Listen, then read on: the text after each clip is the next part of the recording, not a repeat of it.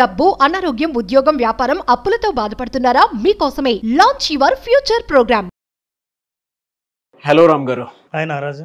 లైఫ్లో regular day to day లైఫ్లో మనం ప్రతిరోజు ప్రతి 10 మందిని కలుస్తాం. అందులో ఏంటంటే మన చుట్టుపక్కల ఉండేటువంటి ఫ్రెండ్స్ కానివ్వండి, ఆఫీస్లోకి వెళ్తే కొలీగ్స్ కానివ్వండి, పక్కనుండి మీరు జోకులు వేసేసి మానసికంగా రెచ్చగొట్టి ఆ హింసని వీళ్ళు ఎంజాయ్ చేస్తూ ఉంటారు. వీళ్ళకి ఎలా ఉంటుంది అని అంటే సడన్గా మనస్తాపానికి గురి, అంటే ఆ లో ఫీలింగ్ వచ్చేస్తుంది, దాంతోపాటు షై ఫీల్ వస్తుంది. నన్ను ఇలా అనేసరే లోపల చాలా ఒక్కొక్క ఇంటెన్స్ తోటి ఇన్సెక్యూర్లోకి వెళ్ళిపోతాడు. దాంతోపాటు ఈ అంబియన్స్ని మార్చేసి కొత్త దాంట్లోకి వెళ్ళిపోదామా అనేటువంటి క్లారిటీలోకి కూడా వెళ్ళిపోతూ ఉంటారు ఒక్కొక్కసారి. అండ్ వాళ్ళు ఎదుటి వాళ్ళు మానసికంగా ఇది చాలామంది ఫేస్ చేసేదాన్ని. ఈవెన్ ఆఫీస్లో అయినా సరే, ఆఫీస్లో బాస్ అయినా సరే ఎంప్లాయీస్ మీద జోకులు ఇస్తూ ఉంటారు. అండ్ బయట కొంతమంది ఎవరైతే సుపీరియర్స్ ఉంటారో అలా ఫ్రెండ్స్లో కానివ్వండి, ఆఫీస్లో కానివ్వండి, ఇంకెక్కడైనా సరే ప్రాజెక్ట్స్ ఏదైనా చేసేటువంటి వాటిలో కానీ చూస్తూ ఉంటాం. ఒకరిని టార్గెట్ చేసి వాళ్ళ జోకులు వేసేస్తారు. ఆ మానసిక సాడిజం వీళ్ళకి ఏ విధంగా ఉంటుంది అని అంటే, వాళ్ళు ఏదో జోక్ వేసేస్తే నేను హీరో, నేను తోపు, ఆ మోడ్లోకి వెళ్ళిపోతూ ఉంటారు. చూసేవాడికి ఎలా ఉంటుందని అంటే, వీడు ఎదవని తెలుసు చుట్టుపక్కల ఉండేటువంటి వాళ్ళకి, కానీ తప్పదు భరించాలి, అలా ఉన్నట్టు ఉంటుంది. దీన్ని ఎలా సార్ ఓవర్కమ్ చేయాలి? నారాజు, ఇలాంటి వాళ్ళు మనకు అన్ని చోట్ల తగులుతూ ఉంటారు. దీంట్లో తెలుగులో కొన్ని పదాలు ఉన్నాయి. అవహేళన, ఎగతాళి, వెటకారం, ఇలాంటి మాటల ద్వారా మనిషికి ఎక్కడో లేని తృప్తి కలుగుతుంది. దేనికంటే వాళ్ళ అహాన్ని తృప్తిపరచుకోవడానికి వాళ్ళు ఎన్నుకునే విధానం అవతల వాళ్ళని వెటకారంగా, ఎగతాళిగా మాట్లాడడం. దీన్ని ఎందుకు మాట్లాడతారా ఇలా అని చాలాసార్లు చాలా రకాలైన స్టడీస్ జరిగాయి. అంటే పర్సనాలిటీస్ మీద. మనిషి తనకేదైనా లోపం ఉంటేనో, లేదా ఎదుటివాడిలో తనలో లేని గొప్పతనం ఏదైనా ఉంటేనో అది గొప్పతనం కాదని చెప్పడానికి, అవతల వాళ్ళని తగ్గించి చెప్పడంలో భాగంగా చేసేవి ఎగతాళి, వాళ్ళ మీద జోకులు వేయటం, బాడీ షేమింగ్ చేయడం. Body shaming, right word. Body shaming చేస్తారు కొంతమంది. ఉదాహరణకు బాడీ షేమింగ్ అంటే ఎవరైనా ఉన్నారనుకోండి, ఇప్పుడు ఎవరికో పేరు ఉంటుంది, అరే ఆ లావు ఉన్నాడే వాడిని పిలు అని అంటారు. వాళ్ళ ఐడెంటిటీ వాళ్ళకి ఏంటంటే ఆ వ్యక్తిత్వానికి లావుగా ఉన్నాడే, ఆ కర్రోని పిలు అంటే ఎంత ఫీల్ అవుతారు. వీళ్ళకి ఏంటంటే మనసులో ఆనందం. అవతల అంటే ఏదో చెప్పడానికి చెప్పలేక, కమ్యూనికేషన్ లేక అవతల వాళ్ళని దించడం కోసం ఈ మాటలు వాడతారు. ఇట్లా వాడినప్పుడు డీప్గా ఆలోచిస్తే వీళ్ళల్లో ఎక్కడో ఇన్సెక్యూర్ ఫీలింగ్ ఉంటుంది అని అర్థమైంది. వీళ్ళల్లో సెల్ఫ్ వర్త్ తక్కువ అని అర్థమైంది.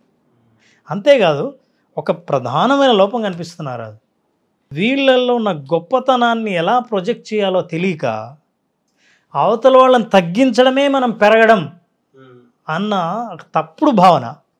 ఇది రాంగ్ థాట్. అంటే అవతల వాళ్ళని తగ్గిస్తే నేను పెరిగినట్టేగా, అవును, నీకు నష్టం వస్తే నాకు లాభం వచ్చినట్టేగా, నువ్వు బాధపడితే నేను సంతోషపడినట్టేగా అన్న ఈ రాంగ్ లాజిక్తో బాడీ షేమింగ్ని ఎంచుకుంటారు, లేదా ఎగతాళి చేయడం ఎంచుకుంటారు, అవతల వాళ్ళ మీద జోకులు వేయడం ఎంచుకుంటారు.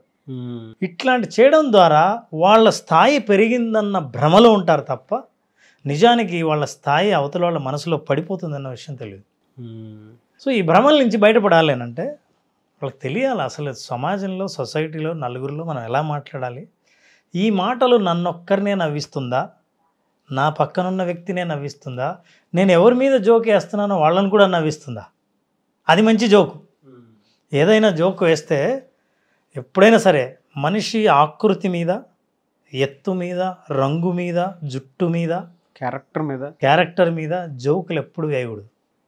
ఇవి చాలా సెన్సిటివ్, వ్యక్తిగతమైనవి.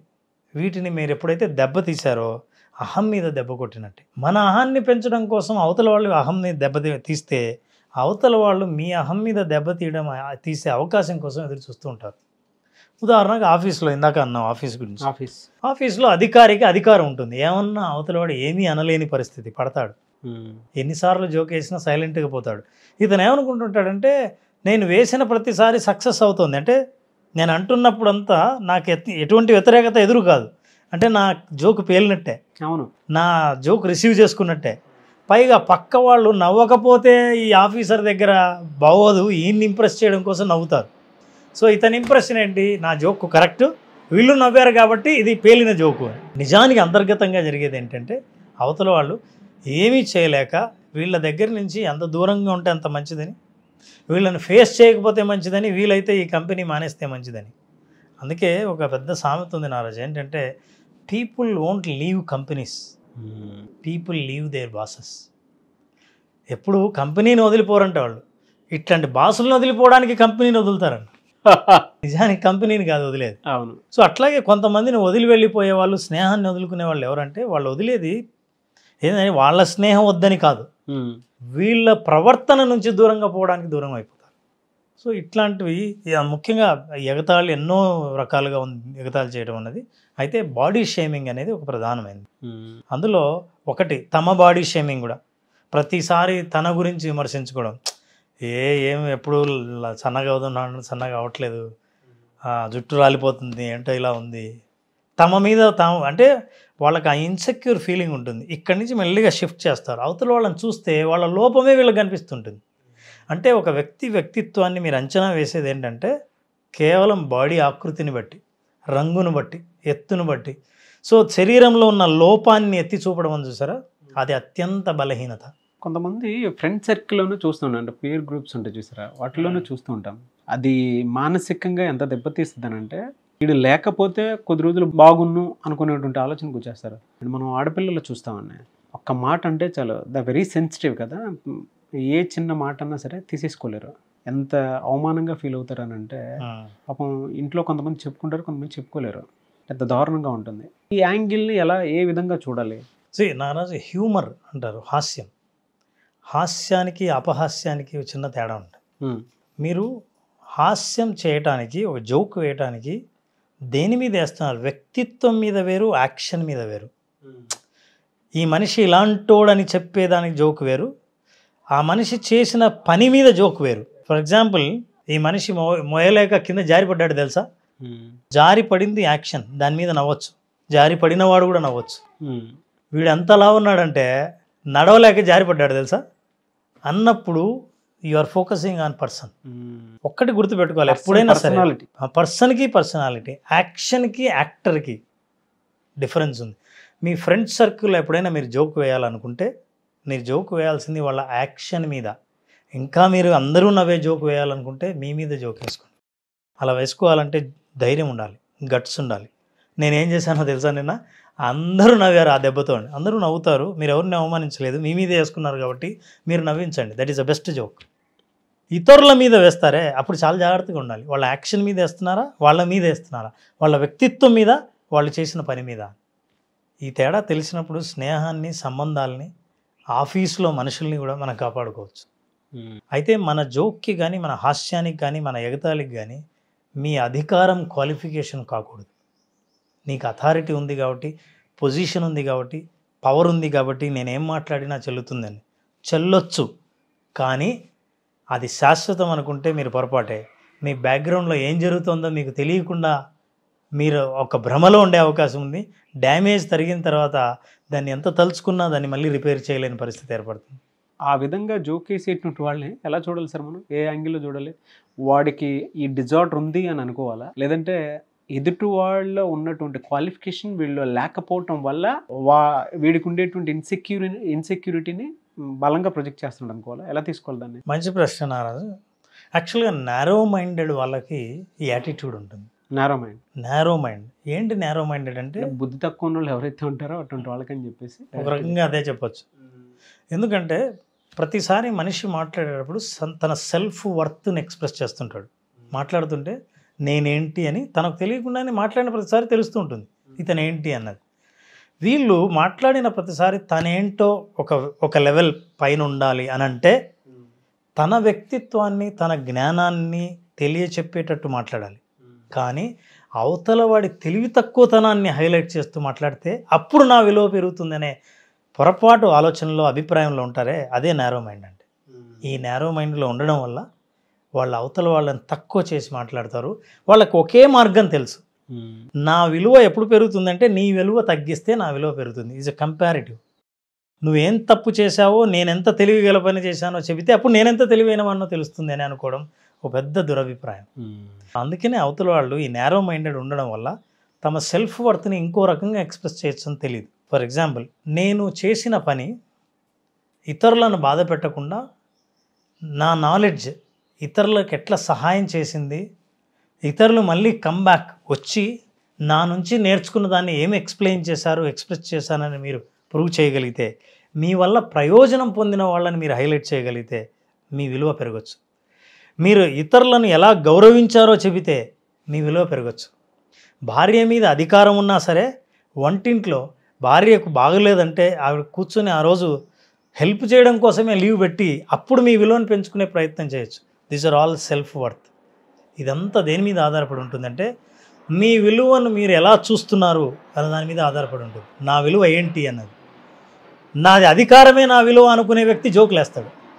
ఇతరులకు సహకరించడం నా విలువ అనుకున్న వ్యక్తి పాజిటివ్గా మాట్లాడతాడు. ఆధ్యాత్మికతే నా విలువ అని అనుకున్న వ్యక్తి తన మాటల్లో అవతలను గౌరవించే మాటలు మాట్లాడతాడు.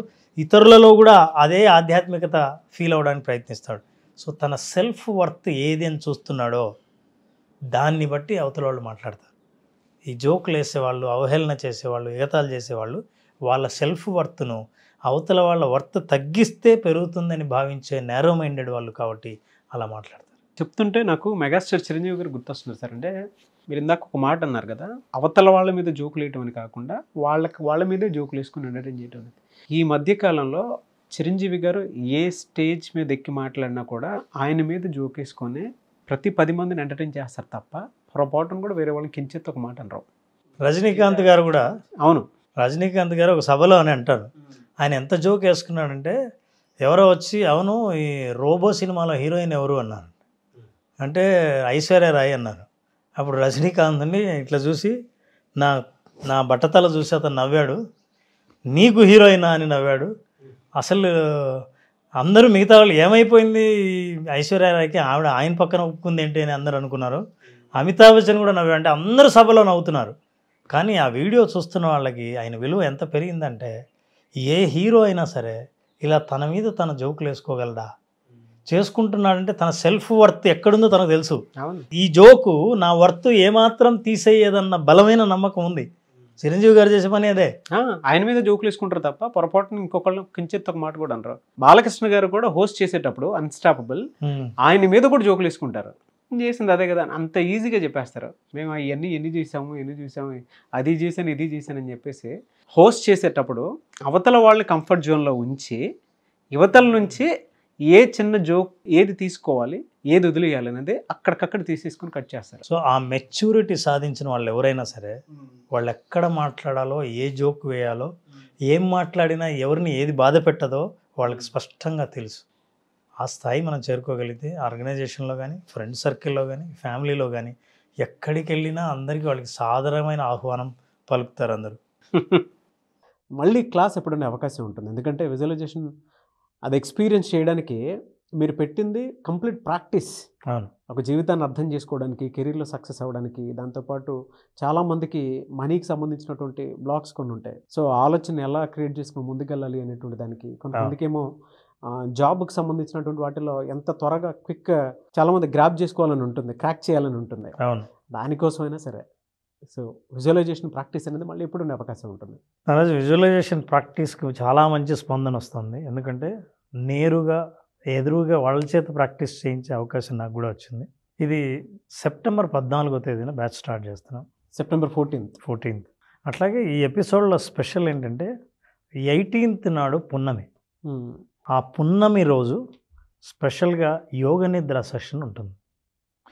పున్నమి రోజు రాత్రి యోగ నిద్ర సెషన్లో పాల్గొన్న వాళ్ళకి ఏవైనా సరే మానసిక రుగ్మతలు కానీ, నిద్రలేమి సమస్యలు కానీ ఉన్నవాళ్లే కాకుండా ఏవైతే మెంటల్ బ్లాక్స్ ఉంటాయో, ఆందోళనలు ఉంటాయో, భయాలు ఉంటాయో, నిర్ణయాలు తీసుకోలేకుండా ఆగిపోయిన బ్లాక్స్ ఏవైతే ఉంటాయో వాటన్నిటిని రిలీజ్ చేసే యోగ నిద్ర 18th ఉంటుంది. 14th రిజిస్టర్ చేసుకున్న వాళ్ళకి మాత్రమే ఈ అవకాశం. 14th బ్యాచ్ స్టార్ట్ అవుతుంది. September 14th. యోగ నిద్ర కోసం చాలామంది ఎక్స్పెక్ట్ చేసేటువంటి వాళ్ళు ఉన్నారు. స్పెషల్ అకేషన్ డే రోజు పెడుతున్నారు. సో ఇది స్పెషల్ క్లాస్ అని చెప్పేసి చెప్పాలి. ఈ మంత్కి special class visualisation practice September 14th నుంచి ఉంటుంది. కాబట్టి ఆసక్తి కలిగిన వారు స్పెషల్ క్లాస్లో కనుక మీరు ఎన్రోల్ చేసుకోవాలి అనుకున్నటువంటి వాళ్ళు స్క్రీన్ మీద మీకు కాంటాక్ట్ నెంబర్ కనిపిస్తుంది. దాన్ని మీరు కాల్ ఆర్ మెసేజ్ వాట్సాప్ చేసి వెంటనే ఎన్రోల్ చేసుకోండి. Anyways thank you, great experience and thank you so much Ram sir. Thank you Nagaraj, thank you.